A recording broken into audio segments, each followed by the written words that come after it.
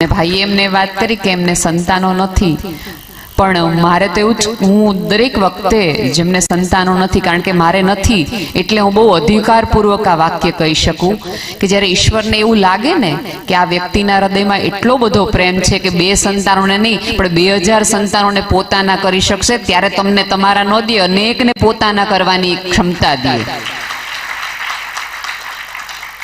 ઈશ્વર તમને પસંદ કરે કે આ 2 પતિ પત્ની એવા છે કે 2 બાળકો માટે નહીં પણ 2000 બાળકોના ભવિષ્ય માટે જીવી શકે એમ છે, એને પ્રેમ કરી શકે છે, એની સંભાળ રાખી શકે એમ છે. એટલે હું એના આંગણામાં નહીં પણ આખું ઘર એને આંગણું કરી દેખાડું, આખું સમાજ એનું આંગણું કરી દેખાડું. અહીંયા બેઠેલા મા બાપને જ મારે થોડી ઘણી, પેલા હું મા બાપ પછી બાળક તરફ જઈશ, કારણ કે મા બાપ ક્યાંક ને ક્યાંક એવું માની બેઠા છે કે ઘર એટલે તો કે શું કે 4 દિવાલો હોય, છત હોય, રૂમ હોય, રસોડું હોય, આંગણું હોય, એટલું મારું ઘર. પણ હવે આ જે પેઢી છે ને એ ક્યાંક જ્યાં જાય છે ને ત્યાં ઘર ઊભું કરે છે. તમે જો પેલા તમે તો બધી એ સભ્યતા સંસ્કૃતિ જોઈ હશે કે ઊંટ ઉપર આખું ઘર જતું, કે જેમાં બધું જોઈએ કે જ્યાં જાય ને જ્યાં થડો નાખી એનું ઘર. આપણે એ બધી પરંપરામાંથી આવીએ છીએ. તો એનો અર્થ એ છે કે આપણે જ્યાં જઈએ એ આપણું ઘર, એ આપણા સંસ્કાર, એ આપણા મૂળ અને સંસ્કૃતિ. અને આપણે પહેલું વહેલું શું કરીએ કે તમે જ્યાં જે જગ્યાએ તમારો ઊંટ ઊભો રહે એટલે પેલા વાડો કરી નાખીએ, ચોખ્ખું કરી, આટલી બાઉન્ડ્રી, આનીથી આગળ નહીં ને આનાથી પાછળ નહીં. જેમ જેમ વાડો મોટો થતો જાય, મોટો થાય એમ આપણે ચોખ્ખાઈ વધારતા જઈએ. જેટલું આંગળી મોટું કરશો એટલી ચોખ્ખાઈની પણ તકેદારી મારે ને તમારે રાખવી પડે. આપણે સવારમાં ફળિયા એટલે જ વાળી નાખીએ કે આખો દિવસ આપણને સાંજ સુધી આપણું ઘર અને આપણું આંગણું આપણને જોવું ગમે, ત્યાં રહેવું ગમે. આપણે આપણા નાના એવા આંગણા માટે જો આટલી દરકાર રાખતા હોઈએ તો ભવિષ્યમાં 10 વર્ષ, 5 વર્ષ, 20 વર્ષ પછી જે જગત, જે સમાજ આપણે જોવાનો છે એની સ્વચ્છતા માટે કેમ આપણે આટલા બધા સુનમૂન છીએ? કેમ આવી બધી સંસ્થાઓએ આવીને આપણને કહેવું પડે છે કે માત્ર આંગણા નહીં, ઘરના આંગણા નહીં પણ હૃદયના આંગણાએ થોડાક ચોખ્ખાને મોટા કરો, તેથી આ બાળકોને એ ઘરોમાં તો આવવું ગમે પણ તમારી સાથે બેસીને વાત કરવું પણ ગમે.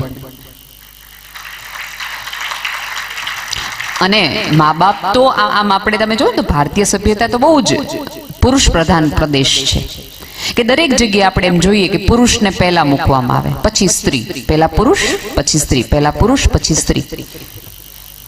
માનવીય માણસના સંબંધમાં પુરુષ પહેલા ને સ્ત્રી પછી. પણ જો જે વસ્તુ દેવીય હોય, ત્યાંથી આવેલી હોય, ઈશ્વરગત હોય, એમાં દરેકમાં સ્ત્રી પહેલા. લક્ષ્મી નારાયણ, સીતારામ, રાધેશ્યામ. અને માતા અને પિતા, પિતાને માતા નથી, માતાને પિતા છે. એનો અર્થ એ છે કે દેવોની સાથે જેની ગણના થાય છે એ માતા પિતા. એટલે અહીંયાનું નથી, એટલે એ ગુણ અનાજ આપે ને સંતાન આપે. સ્ત્રીને તમે મકાન આપો એ તમને ઘર કરીને આપે. એનો અર્થ એ છે કે સ્ત્રીના ડીએનએમાં છે કે તમે જે આપશો એ બમણું કરીને, સવાયું કરીને સમાજને, કુટુંબને, સભ્યતાને પાછું આપશે.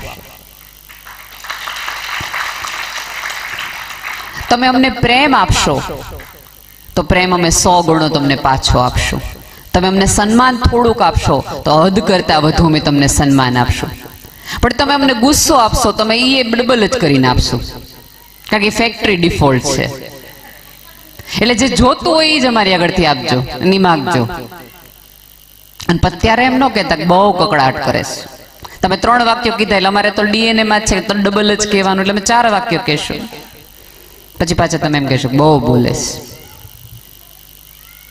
પણ અહીંયા બેઠેલી દરેક દીકરીઓને મારે કહેવાનું કે તમે બેટા જે ઘરમાંથી આવો છો ને, તમને અત્યારે તમારા સંચાલકોએ આગળ બેસાડ્યા છે અને તમારી મમ્મીઓને પાછળ બેસાડી છે. તમારા પહેરવેશ અને તમારા મમ્મીના પહેરવેશમાં 50 વર્ષનો ફરક છે બેટા.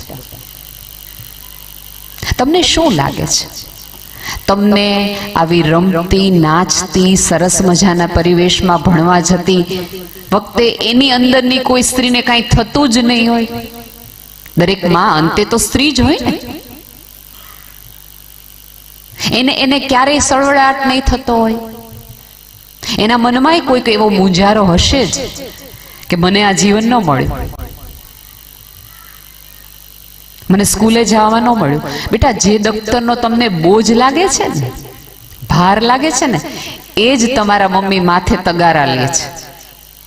અને એ બોજ એટલા માટે લે છે કે તમે દફતરનો બોજ લઈ શકો. અને જે મમ્મી, હું તો બહુ જ દ્રઢતાથી જીવન શું હોય, કારણ કે એમના નથી પપ્પા ગયા, નથી મમ્મી ગયા, એમણે એકે આ લાઈફ નથી જીવી. એટલે ક્યાંક તમને આવીને એમ કહે છે કે તમે અમને કહો કે તમે આકાશમાં જે જઈને આવ્યું હોય, વિમાનમાં ઉડીને પહેલી વાર કોક ગયું હોય તો એ આવે તો ગામ ભેગું થઈને એટલું તો પૂછે ને કે ત્યાં શું આવે, વાદળા દેખાય? એવી જ રીતે તમારા મમ્મી પપ્પા તમને પૂછે છે. ત્યારે તમને બધાને એવું એક ભાઈબંધને મળી લેવું છે, શેરીમાં રમી આવું છે. અને મમ્મી પપ્પાને એવું કે તું આટલા જ દિવસ માટે અહીંયા આવ્યો છો, તું મને તો બધું કે, તું મને સમજાવ, તને કેમ લાગે છે. અને થોડાક દિવસ માટે જ સંતાન તમારી પાસે આવ્યું હોય એટલે તમને એમ હોય કે મારે 24 કલાક એને એકલી મજા જ કરાવીશ, ખવડાવી દેવું, પીવડાવી દેવું. મમ્મીને એમ હોય કે એને ઓલું નથી ખાધું તો આ ખવડાવી દઉં, એને આ નથી જોતું તો આપી દઉં.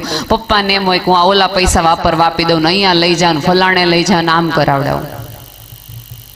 અને અહીંયા શિક્ષક એક શિસ્ત આપી હોય, 7 વાગે ઉઠી જવાનું, આટલા વાગે પ્રાર્થના કરી લેવાની, આટલા વાગે જમી લેવાનું, બૂટ મોજા આમ મૂકવાના.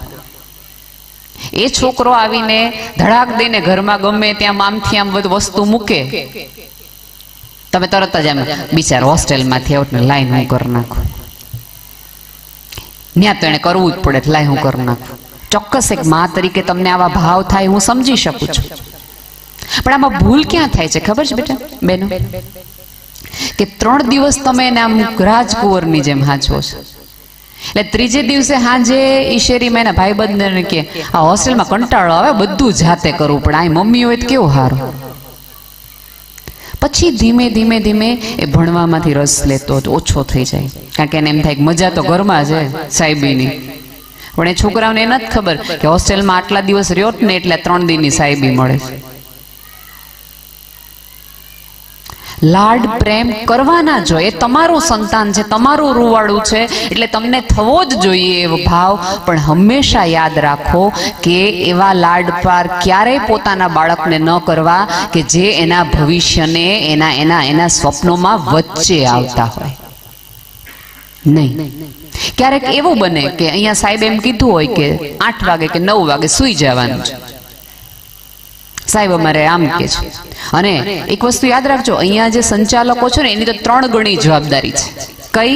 તો કે એને સંચાલકે થવાનું, એને શિક્ષકે થવાનું, અને પેરેલલ જ્યાં એને મા બાપની જરૂર હોય ત્યાં મા બાપ બન્યા રાખવાનું, ગુરુનું કર્યા રાખવાનું, રોકટોકે કર્યા રાખવાની. એટલે છોકરાઓને ક્યારેય ગમે નહીં, કારણ કે આ પેઢી એવી છે, આ ઉંમર એવી છે, આ વળાંક એવો છે કે રોકટોક ગમે જ નહીં. અને તમને ફોનમાં કીએ નામ કીએ એટલે તમે એવું બાયું ચડાવતા હોય. મારા છોકરાને તમારે કઈ કહેવાનું નથી થતું, ભલે ગમે એ કરે.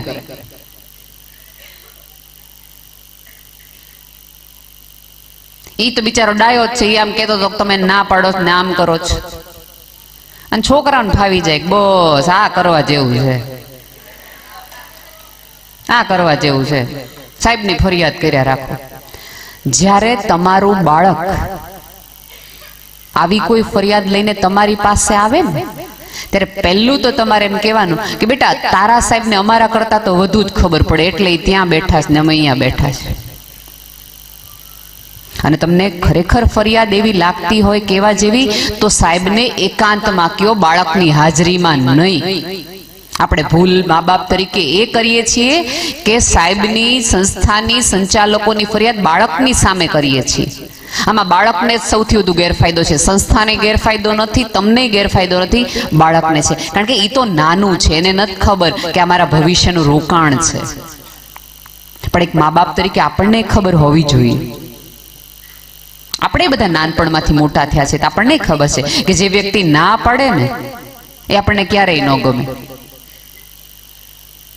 તો ક્યારેય પણ આવી ફરિયાદો થાય, કશું પણ થાય, ત્યારે શિક્ષકને પર્સનલી મળો. અને બીજું કે આપણે ક્યારેક કેવું કરતા હોય છે, તમે અહીંયા ક્યારેક બાલ મંદિરની કેવી એવી સફર કરાવજો. આપણે તો ભારતીય સભ્યતા એટલી બધી સરસ છે કે આપણે વાર્તાઓમાં પણ ચાંદાને મામા કહીએ, કાગડાને ભાઈ કહીએ, ચકલી બહેન કહીએ. ન્યાય આપણે તુકારા નથી દેતા. તો આપણા શિક્ષકને અહીંયા તમારા બાળકોને જે આટલા દિવસો રાખે છે, ભણાવે છે, એને ઘરે તમે તુકારે શું કામ બોલાવો? તારી બેનને શું ખબર પડે? તો ભાડો તારો સાહેબ.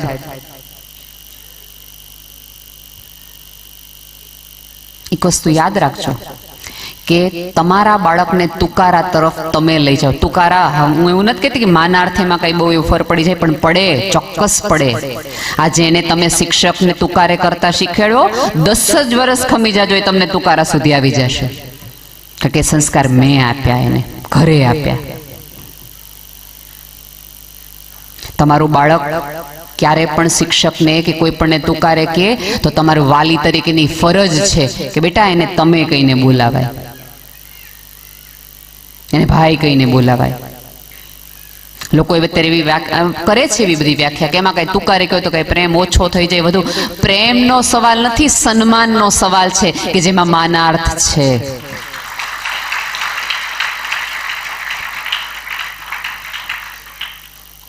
અને ક્યારેક એવું થાય કે ઈશ્વરની કરુણા તમારા ઉપર હોય તો આપણે આર્થિક રીતે સંપન્ન થયા હોઈએ અને છોકરો ભણવામાં હોય એટલે આપણે પહેલું વહેલું કરીએ, હવે ભણ્યો કોનો ઉદ્ધાર થયો છે, અમે કમાણા જ જઈને. અને 4-5 ગામના આજુબાજુવાળા ઈશ્વરની ચોક્કસ કરુણા ભણ્યા ન હોય તોય પૈસા આર્થિક રીતે સંપન્ન થયા હોય, સત્તા થયા હોય. એટલે આપણે આપણા સંતાનોને જાણે અજાણે એવો સંદેશો આપીએ કે સત્તાવાળું થવા માટે, સંપત્તિવાન થવા માટે ભણવાની કાંઈ જરૂર નથી. જો આ ફલાણા ભાઈ નથી થયા. અને એમાં જાણે અજાણે આપણે બધા ધીરુભાઈ અંબાણીને આપણે ઓળખી એટલે આપણે કે ધીરુભાઈ અંબાણી કાંઈ ભણ્યો નહોતો તોય જો આખી દુનિયા હલાવે ને. હલાવી આખી દુનિયા હલાવી. પણ ધીરુભાઈ અંબાણીએ પોતાના બંને છોકરાઓને ઓક્સફોર્ડ ભણવા મોકલી દીધા. પોતે નહોતા ભણે તો એમ કઈ જ હકવાન કે હું નથી ભણે, મારે ક્યાં મારા છોકરાને ભણાવવાની જરૂર છે, ભાઈ હલાવશે આવડી મોટી રિલાયન્સ. પણ ના, ધીરુભાઈ અંબાણીને નો ભણ્યાનો અફસોસ ક્યારેક ને ક્યારેક એની કારકિર્દીમાં થયો હશે. એને 4 ભણેલાની મદદ લેવી પડી હશે, ત્યારે એને ગાંઠ વાળી હશે કે આ ભૂલ હવે હું નહીં કરું, મારે મદદ માટે હું મારા સંતાનોને રાખીશ. તમે અત્યારે જે પણ કામ કરતા હોય, કન્સ્ટ્રક્શનમાં હોય, હું તો એમ માનું છું કે તમે ચાલો ડેરી ઉદ્યોગમાં છો, આપણે ત્યાં 50 ઘેટા છે, એનું દૂધ આપણે વેચીએ છીએ, અને તો આપણે એમ થાય કે આપણે તો આ જ કરાવવું છે ને આ જ કરવું છે. ચોક્કસ કરાવજો. હું જરાય સભ્યતામાં જે ચાલી આવતી પરંપરાઓને હું ક્યારેય વિરોધ નથી કરતી, પણ તમારું સંતાન ભણેલું હશે તો એ સાયન્ટિફિક થશે. આવતા ડેરીમાંથી ક્યાંક એના ભણતરનો લાભ તમારા બિઝનેસને મળશે. એટલા માટે તમારા સંતાનોને એવા દાખલા આપો કે જેનાથી એને ભણવામાં રસ પડે, ભણવામાંથી શ્રદ્ધા વહી જાય એવું નહીં. આપણે ક્યાંક ભૂલ એ કરી બેઠતા હોઈએ છીએ. અને પ્રમાણિકતાના ને એવા બધા આપણને ક્યારેક બોરિંગ લાગે પાઠ આપવા. શિક્ષક અહીંયા સવારે એમ કહેતો હોય કે બેટા સાચું બોલવું જોઈએ, પ્રમાણિક રહેવું જોઈએ, એવા સંસ્કાર આપતો હોય. અને આપણે બધા એની સામે જ દરેક મા બાપને કહું છું કે સંસ્કારો છે ને એ બોલીને, કહીને, મેણા ટોણા આપીને નહીં, પણ જીવીને બતાવવા જોઈએ. તમને જોઈને સંતાનને એમ થાય કે આમ કરાય ને આમ ન કરાય. પણ આપણાથી ભૂલ એ થઈ જતી હોય છે. કીધું બધું જ રાખવાનું હોય. અહીંયા બેઠેલી બહેનોને મારે ખાસ એક વસ્તુ કહેવી છે કે આપણી સાસુવારે આપણને ન બનતું હોય એટલે આપણા સંતાનોને સાસુ માટે સતત બોલ્યા કરે, બા આવાસ, બા આવાસ, બા આવાસ. બાળકો જન્મ્યા ન હોય અને તમારી સાસુએ તમારી સાસુ શું કર્યું એ તમે બાળકોને કહો. એટલે એનો ગેરફાયદો સૌથી વધુ શું મળે ખબર છે? બાળકને બાની દાદીના પ્રેમથી તમે વંચિત કરો છો. બાળક જ્યારે દાદી એને હૂંફથી, કેમ કે ચક્રવૃદ્ધિ વ્યાજ તો કેટલું વાલું હોય. એટલે જેવી બા બાજુમાં થાય એટલે છોકરાના મનમાં એમ થાય કારણ મારી મમ્મી આરામ કર્યું છે અને મારા બા આરામ કર્યું છે. અને આવતા દિવસોમાં પડઘા પડશે, તમારે એ જ ઝીલવાનું આવશે. એક વસ્તુ યાદ રાખો, પરિવાર છે ને એ માતા પિતા ને સંતાનો નથી. માતા પિતા એટલે દાદા દાદી, કાકા કાકી, મામા મામી, માસા માસી, ફઈ ફુવા બધું જ છે. તમારા સંબંધો પ્રોબ્લેમેટિક હોય, તમારા સંબંધોમાં તમને ક્યાંક મુશ્કેલી પડી હોય, એનો અર્થ ક્યાંય એવો નથી કે તમારા સંતાનોને કાકાનો પ્રેમ ન મળવો જોઈએ, તમારા સંતાનોને દાદાનો લાભ ન મળવો જોઈએ. તમારે ગમે એવી ગેરસમજણો એ સંબંધોમાં હોય, પણ એક વાલી તરીકે તમારે એટલી સભાન તો રહેવું જ જોઈએ કે તમે તમારા બાળકને એટલી સલાહો કે એવી સૂચનાઓ આપો કે આ જગતના બધા સંબંધો છે જે આપણે સાચવવાના છે. તમે કાકા સાથે ખરાબ બિહેવિયર કરો અને પછી આવતા દિવસોમાં એવી અપેક્ષા રાખો કે મારા બે દીકરાઓ આજીવન હારે રહે, તો એવું ન બને, એવું ન બને. અને ક્યાંક ને ક્યાંક આપણે બે સંતાનો વચ્ચે હરીફાઈ નાખી દઈએ છીએ. એક બાળક હોય એને સારા માર્ક આવે, બીજા બાળકને ઓછા માર્ક આવે, અથવા એના તોફાન વધતે જ છે ઓછા હોય, એટલે આપણે સીધું આ ભાઈને જોયો, આ બેનને જોઈ કેટલા માર્ક લઈને આવે, ઈ કરે છે આમ, ઈ કરે છે આમ. એટલે જાણે અજાણે બાળકના મનમાં આપણે ઓલો ભાઈ ને બેન છે ને એમાં હરીફાઈ નાખી દઈએ. એટલે પછી જેમ જેમ એ મોટા થાય ને અને બધું પોતાના હાથમાં આવે ને ત્યારે નક્કી કરે કે આની હારે મારે રહેવું જ નથી, આની હારે મારે બોલવાનું વ્યવહાર જ નથી રાખવા, નાનપણમાં ના હિસાબે મારે બહુ સહન કરવાનું આવ્યું છે. નહીં, બે સંતાનો, ચાર સંતાનો, ત્રણ સંતાનો, તમને જે હોય એના એકબીજા વચ્ચે પ્રેમ ઉપજે, એકબીજા વચ્ચે સ્નેહ ઉપજે એવું કરો, એના વચ્ચે હરીફાઈ આવે એવું નહીં. તમારે પણ તમારા કુટુંબના કેટલા બધા વ્યક્તિઓ તકલીફ થતી હોય, એ બધી તકલીફ તમારા સંતાનોને કયો નહીં. અમુક વસ્તુ છે એ માત્ર પતિ પત્ની સુધી રાખો. અને બીજું સૌથી મહત્વનું જે મને હંમેશા કહેવું ગમે એ, અહીંયા બેઠેલા તમામ ભાઈઓને બે હાથ જોડીને નમ્ર વિનંતી છે કે જ્યારે જ્યારે તમારી પત્ની માટે તમને કોઈ પણ અણગમો ગમો કે કાંઈ પણ થાય, એ તમારો વ્યક્તિગત પ્રશ્ન છે. બાળકની હાજરીમાં માનું અપમાન કરવાનું બંધ કરો પ્લીઝ. કારણ કે જ્યારે તમે એક સ્ત્રીનું અપમાન બાળકની હાજરીમાં કરો છો ત્યારે એક બાળક એવું માની બેઠે છે કે દરેક પુરુષને અધિકાર છે દરેક સ્ત્રીનું અપમાન કરવાનું. હું માનું છું કે તમારા બધાનો મૌન છે એ વિચારમાં હશે. તાર મમ્મીને હું ખબર પડે ને તાર બા તાવાને, તમે જે પણ બોલો છો ને એ આ બાળક ઝીલે છે, આ બાળક ઝીલે છે. અને આવતા દિવસોમાં એટલી જ રાહ જોવે છે કે હું જુવાન થાવ અને તમે વૃદ્ધ થાવ.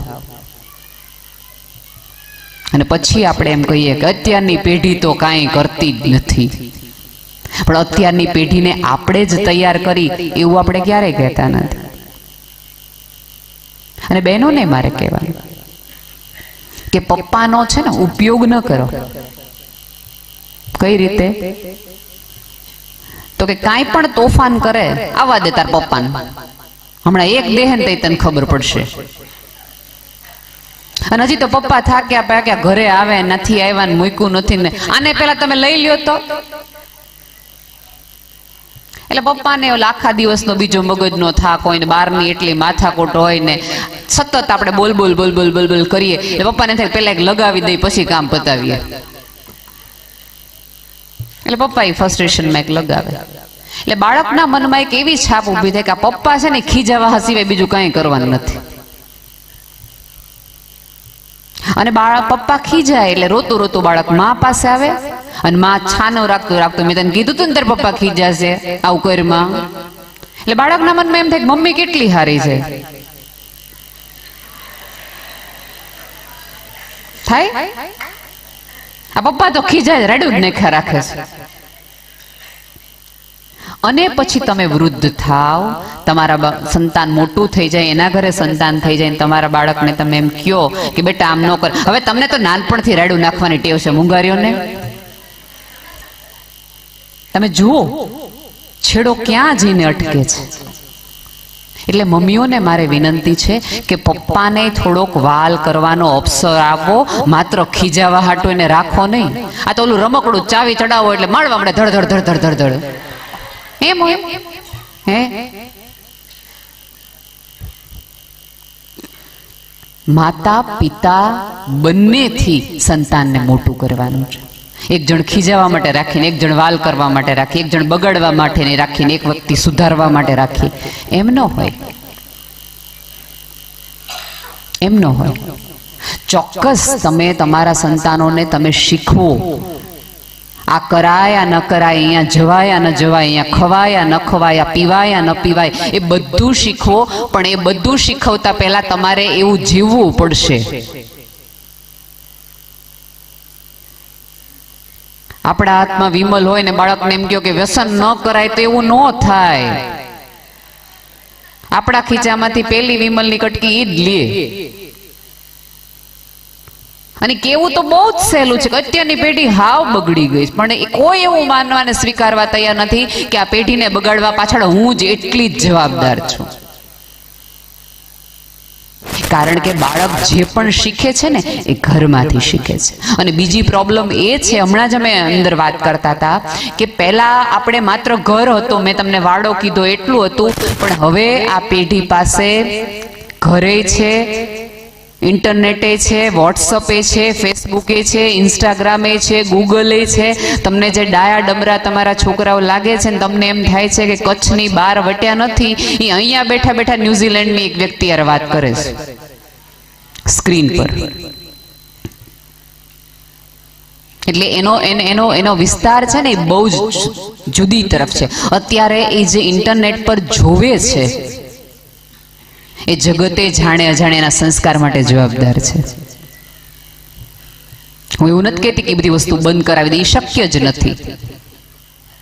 પણ હા, શું શક્ય છે કે તમારું બાળક એકાંતમાં હોય, એકલું હોય, તોય તમે એને એવા સંસ્કાર આપ્યા હોય કે ખરાબ કામ કરતા પહેલા એને એકવાર વિચાર આવવો જોઈએ. આપણે ત્યારે ભૂલ શું કરી ખબર છે?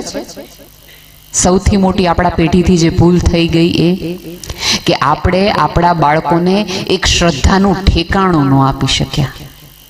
અંધશ્રદ્ધાના ઠેકાણા આપણે બધાએ આપણા બાળકોને આપ્યા કે 10 વખત આમ કરો ને આમ થશે. પણ આપણા બાળકને એવી શ્રદ્ધા આપણે ન રોપી શક્યા કે બેટા એક કામ 100 વખત કરીને તારા જેવું પાવરધું આમાં કોઈ ન હોય, એવી શ્રદ્ધા ના આપી શક્યા. એ આપવાની જરૂર હતી, એ કહેવાની જરૂર હતી. આપણા બાળકમાં એવી શ્રદ્ધા રોપો કે જગતમાં જ્યારે પણ થાકી હારી મૂંઝાઈને આવે તો એને સૌથી પહેલો વિચાર આવે ને મા બાપનો આવવો જોઈએ, ભાઈબંધનો નહીં. અત્યારે બાળક કાંઈ પણ ઉછીના પાછીના ક્યાંક મુશ્કેલીમાં આવે તો ભાઈબંધ પાસે મદદમાં જાય. આ થઈ ગયા છે દેવું, અહીંયા 50 રૂપિયા ઉછીના લેવાઈ ગયા છે. એટલે ભાઈબંધ 50 ની સામે 100 નું કરશે, 100 ની પાસે 30 નું કરશે, આગળ આગળ આગળ જશે. બાળક તમારી પાસે સમસ્યા લઈને એટલા માટે નહીં આવે કારણ કે બાળક હજી બોલે ને કે પપ્પા આવી ભૂલ થઈ જાય તો 4 લગાવી દીધી હોય આપણે.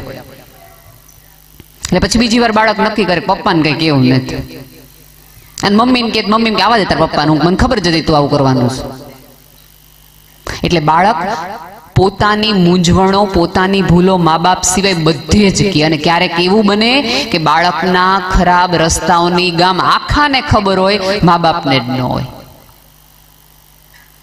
આખા ગામને ખબર હોય કે કઈ કઈ જગ્યાએ જાય છે ને શું શું શું કરે છે, પણ મા બાપને ન ખબર હોય. એક વાર્તા મેં હંમેશા મા બાપને હંમેશા કીધી, કદાચ તમારા સુધી આવી હોય અને ન આવી હોય કદાચ તો હું તમને કહું. કચ્છ તો ધરતીકંપમાંથી ઉભો થયેલો પ્રદેશ છે.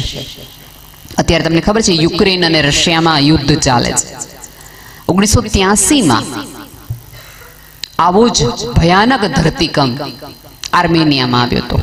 એ વચ્ચેનો જે દેશ છે ત્યાં બહુ જ ભયાનક ધરતીકંપ આવ્યો હતો. હવે ધરતીકંપ આવ્યો એ પહેલાનો તમને એક સીન કહું, એક વાત કે એક પિતા હોય છે અને માતા મૃત્યુ પામી હોય છે. એટલે બાપ દીકરો બંને જ એક ઘરમાં રહેતા હોય છે.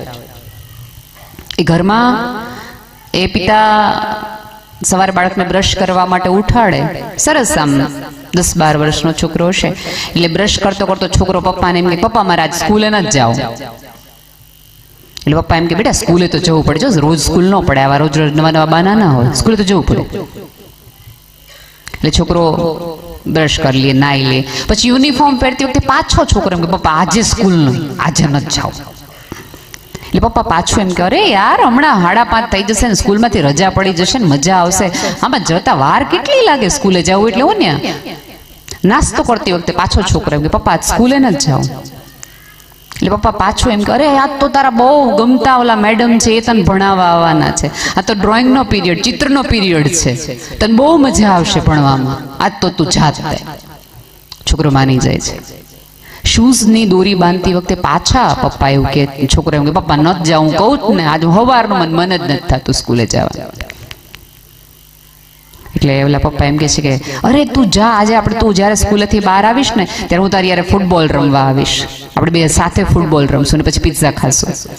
એટલે છોકરાઓને આપણે લાલચ આપી આપીને મોટા કરીએ ને, જે ખોટું છે. છોકરો બેસે છે, ગાડીમાં બેસે છે, પપ્પાને દીકરો સ્કૂલે મૂકવા જાય છે, સ્કૂલમાંથી દરવાજા પાસે જાય છે ત્યારે છોકરો પાછો દરવાજેથી આવીને પપ્પાને એમ કહે કે પપ્પા ન જાઓ, નથી, મન જ નથી થતું આજે સ્કૂલે જવાનું. કારણ કે ક્યારેક આપણે એવું કહીએ છીએ કે બાળકોને કુદરત સિગ્નલ મોકલતો હોય, એને કોઈ ધરતીકંપવાળો કંઈક મગજમાં વિચાર આવતો હશે. એટલે પપ્પા ગારમાંથી બહાર ઉતરે છે, એના વાળ સરખા કરે છે અને આમ સરસ એને આમ આમ આમ ભેટીને એવું કહે છે કે બેટા હું તને 5:30 લેવા આવીશ, આપણે ફૂટબોલની મેચ રમશું, પિઝા ખાશું, આઈ પ્રોમિસ, હું તને ભરોસો તું મારા ઉપર રાખ કે હું તને લેવા આવીશ. ખબર નહીં પિતાની એ હું તને લેવા આવીશ માં એવી કઈ સમગ્રતા આંખમાંથી હતી કે છોકરો રમતો રમતો સ્કૂલે વયો જાય છે. આમ કે હવે પૂરું થઈ ગયું, 5:30 મારો બાપ લેવા આવતો હોય તો હું જગતમાં ગમે ત્યાં જવા તૈયાર છું, એક એવી શ્રદ્ધા સાથે છોકરો જાય છે.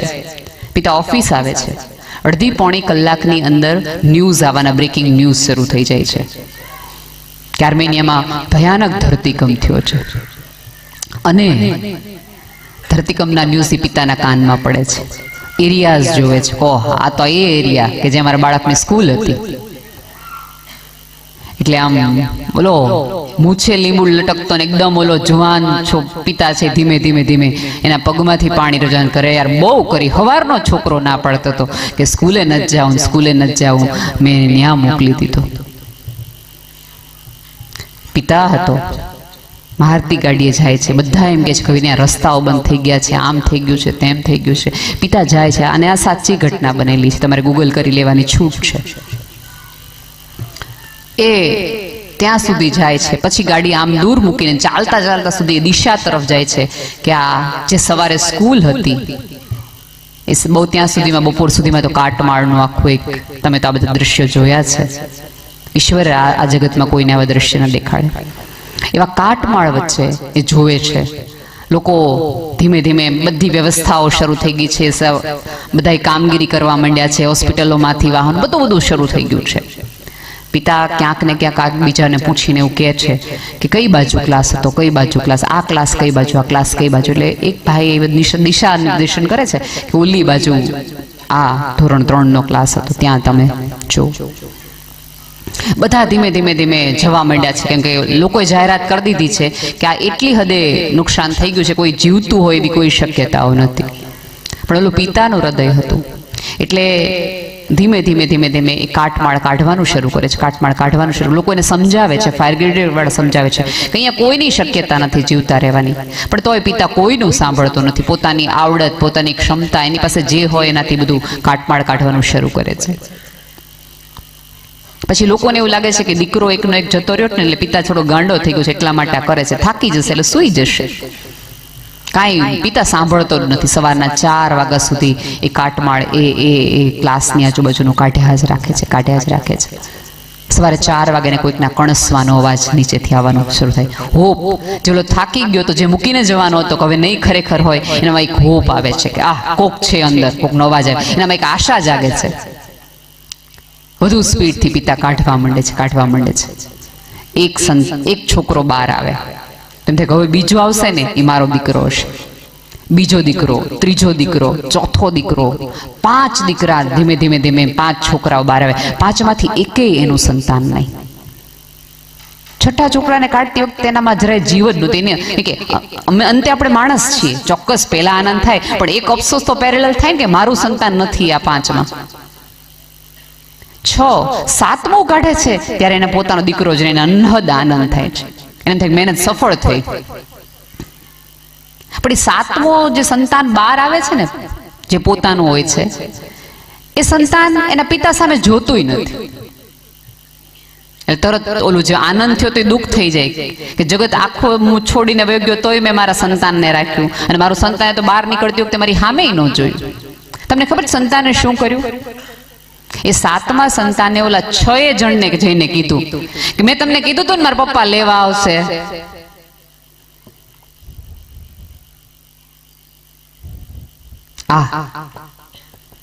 એ બાળક, બધા 5-6 બાળક રડતા હશે, કકડતા હશે, પણ 7મું બાળક ત્યાં આનંદથી રીધું હશે, શ્રદ્ધા સાથે. તમે જરાય નો ચિંતા કરો કે 5:30 આવશે, મારા બાપે કીધું છે એટલે મને લેવા માટે.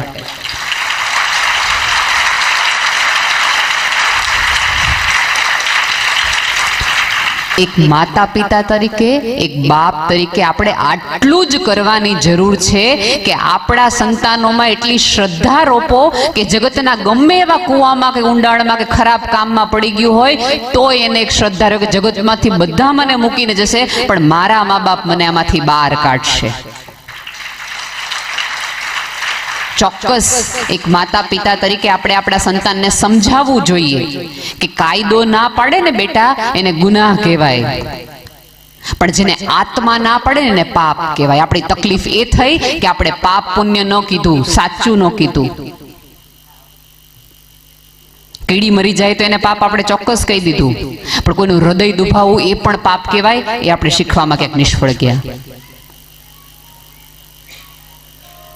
ખોટું બોલવું એ પાપ કહેવાય, એ કહેવામાં આપણે ચોક્કસ કીધું, પણ ક્યારેય એમ ન કીધું કે જ્યારે બોલવાનું સાચું હોય ત્યારે ન બોલો, એને પાપ કહેવાય. એ સમજાવવામાં ક્યાંક આપણે નિષ્ફળ ગયા.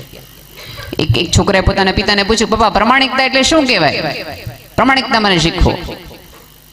એટલે બાપ કે બહુ ભણેલ નહીં હોય એટલે એમ કીધું, જો હું તને માપડી, મને જે સમજાણું છે તને કહું કે હું તાને પ્રમાણિકતા કહું. તો કે કોને? કે જો આપણે તને ખબર છે કે આપણીને સુરેશ કાકાની દુકાન પાર્ટનરશિપમાં છે, ભાગીદારીમાં છે, કરિયાણાની દુકાન. તો કે હા, આપણે ભાગીદારીમાં છે સુરેશ કાકા રે.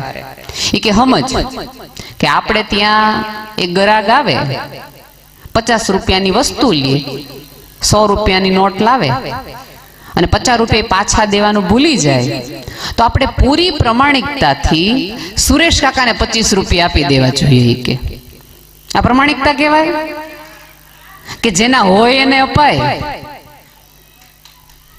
આપણે ભૂલ આ કરીએ છીએ કે પ્રમાણિકતા હંમેશા સાચા દાખલા ખોટા દાખલાના આધારે દઈએ કે આને પ્રમાણિકતા કે સુરેશ કાકાને 25 રૂપિયા દેવા. અરે ભલા માણા, હા, જે ભૂલી ગયો હોય એને દઈને કહેવાય કે આ તારા 50 રૂપિયા રહી ગયા. આવું ક્યાંક ને ક્યાંક આપણે આપણા સંતાન સાથે કરવાની ભૂલ રિપીટેડલી કરતા હોય. થોડું ઘણું કરવાનું છે. ક્યાં કાંઈ સંસ્થાઓ કંઈ તમે જુઓ કે તમે તો એટલા બધા નસીબદાર છો કે બાળકને શું ભણવું જોઈએ, એનું ભવિષ્ય કઈ છે, એને કઈ દિશા લેવી જોઈએ, એવી તો તમારે ચિંતા જ નથી કરવાની, કારણ કે તમારા વતી આ સંસ્થાઓ કરી રહી છે ચર્ચા અને ચિંતા. તમારે કઈ ચર્ચાને ચિંતા કરવાની છે? તો માત્ર બાળક ઘરે આવે ત્યારે તમે એને કેવા સંસ્કાર આપો છો એટલી જ ખેવના કરવાની છે. ક્યારેક તમને એવું પણ લાગતું હશે કે બાળક અહીંયાથી તમારી પાસે આવે ત્યારે તમારાથી જુદું લાગે છે, કારણ કે તમારી રીતભાત, તમારી પહેરવેશ, તમારી ખોરાક, તમારું ટાઈમ ટેબલ એ અહીંથી જુદું હોય છે. તો ત્યારે મારા સંતાનોને કહેવાનું છે કે બેટા, તમારા મા બાપ જે તકલીફો ને મૂંઝવણમાં એ ટાઈમ ટેબલમાં રહે છે ને, એટલા માટે તમે અહીંયા સરસ રીતે વ્યવસ્થામાં રહી શકો છો. આ પૃથ્વી પર આ 2 જ વ્યક્તિઓ એવા છે, તમારા માતા પિતા, કે જેને તમારા નિષ્ફળ જવાની, તમારા દુખી થવાની ચિંતા તમારા કરતાંય વધુ. તમે પડશો ને તો માત્ર તમને વાગશે. એ લોકોને તો એ જોવાનું, તમારું દુઃખ જોવાનું અને એ મૂંઝારામાં રહેવાનું, તમારું દુઃખી લઈ નથી શકતા. મા બાપ માટે આટલી બધી અણગમો ન રાખો. એ એક જ બે જ પાત્રો આ પૃથ્વી પરના એવા છે કે જે તમારા સુખી થવાની સૌથી વધુ ચિંતા કરે છે. આમાંના કેટલાય મા બાપ એવા હશે કે જે પોતે નથી જીવ્યા, પોતે નથી ખાધું. તમે જુઓ અત્યારે આવેલા તમારા દરેકના મમ્મી પપ્પાના હાથમાં એક થેલો છે. સિમેન્ટની થેલી છે, સાદી પ્લાસ્ટિકની થેલી છે, બેગ છે. એ ઘરમાં જે સારામાં સારું હતું ને એ તમારી માટે લાવ્યા છે.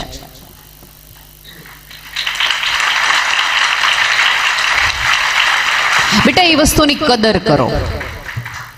આપણા મા બાપ છે એટલે એનો લાભ ચોક્કસ લેવાય, એનો આનંદ લેવાય, એની મજા લેવાય, પણ એનો ગેરલાભ ન લેવાય. અને અહીંયા બેઠેલા મા બાપને પણ હું કહું કે થોડા સંસ્કારો એવા રાખો. ભલે તમને અત્યારે તો લોકોને આ વેવલા વેડા લાગે છે કે તમે ઘરેથી નીકળીને પગે લાગીને જાવ તો આ શું છે.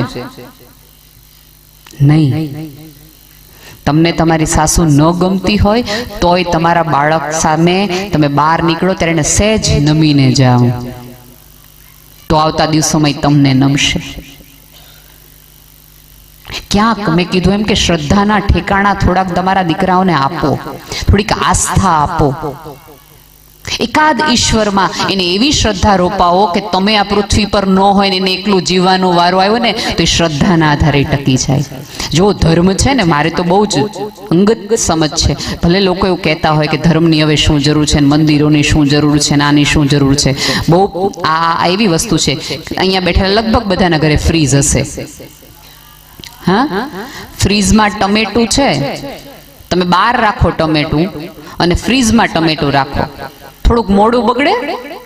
ફ્રીજમાં હોય તો કોઈ પણ ફળ હોય કે કોઈ પણ શાકભાજી થોડુંક મોડું બગડે. આ ધર્મ છે ને એ આપણું ફ્રીજ છે. બગડવાનું પૃથ્વી ઉપર તો હોવું છે, બધાએ વયું જવાનું છે, પણ ધર્મના ફ્રીજમાં હશો તો થોડુંક લાંબુ ટકી જશો. તમારા સંતાનોને તમારા શાસ્ત્રોની વાતો કરો. આપણી ભૂલ એ થાય છે કે આપણે આજુબાજુના આપણા પેઢીઓની વાત જ આપણા સંતાનોને આપણે નથી કરતા. કે ત્રીજી પેઢીના દાદા હતા ને આ કરીને ગયા હતા. આપણે તે તકલીફ એ છે કે લોકો ન્યૂટનને આઇન્સ્ટાઈનને ઓળખે છે, પણ ત્રીજી પેઢીના દાદાએ ઘરમાં કે કુટુંબ માટે સમાજ માટે શું કર્યું તે એને નથી ખબર. એમને નાઇલ નદીની ખબર છે, પણ આ કચ્છના રણપ્રદેશમાંથી નીકળતી નદીઓ વિશેની માહિતી નથી આપી, કારણ કે આપણે એક દેવાની કોઈ તમા જ નથી કરી. એને ખબર જ નથી કે આપણો આ પહેરવેશ છે એની પાછળના કારણો શું છે. તમે જુઓ તમારે કચ્છની કેટલી બધી એવી હસ્તકલાઓ છે, કેટલા બધા એવા વર્ક છે, એ દિલ્હીમાં બેઠેલા NID વાળાને ખબર છે. આપણા સંતાનને નથી ખબર કે આ ક્યાંથી આવ્યું. NID વાળી છોકરી ઇંગ્લિશમાં સરસ ફડફડાટમાં બોલે કે આ એ છે, અહીંથી આવ્યું છે ને એના રૂટ્સ અહીંયા છે. અહીંયા બેઠેલા ઉભા રાખીને એક છોકરાને પૂછો, મને નથી ખબર. કેમ? ગળથુથીમાં માત્ર આ નહીં, થોડું આય આપો, ઇતિહાસે આપો. સંસ્કાર માત્ર આટલા નથી કે તમે આમ જો, આપણે બધાને સંતાનો જોઈએ છે. શું કામ? એક મોટું કારણ એ છે કે આપણે ગયા પૃથ્વી પર પછી આપણું કંઈક અહીંયા કોક હોવું જોઈએ.